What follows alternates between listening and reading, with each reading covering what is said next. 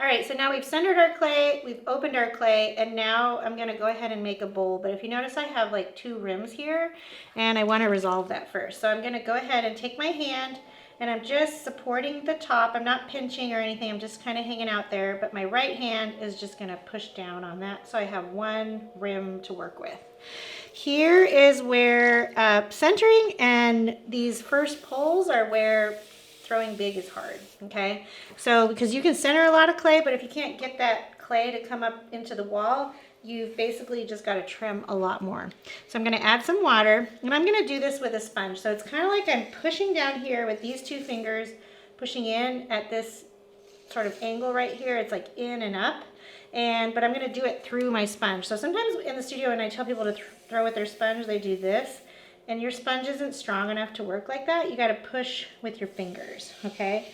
So I'm going to push. This hand is inside supporting, but I'm really going to do a deep, deep, deep gather. I'm going to ease my pressure away. I'm going to add some water before I do that first pull.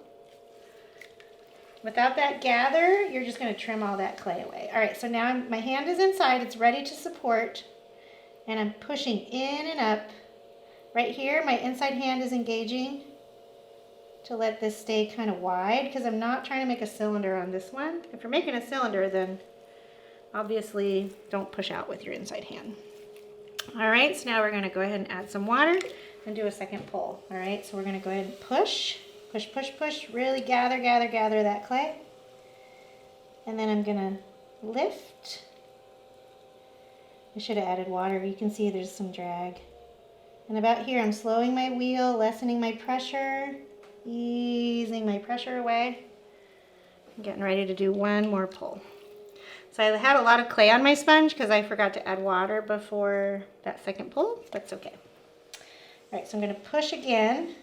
Really, I'm all the way at the bat, okay? I'm not pushing up here. I'm pushing all the way down here, or else you lose a lot of potential height and volume by leaving that clay behind. Okay, so I'm going to take my fingers and I'm pushing. I'm pushing, pushing. I'm lifting with my outside hand, but my inside hand is being very strong as well. I'm going to ease my pressure away. And that's how you get 5 pounds of clay from the base up into your wall.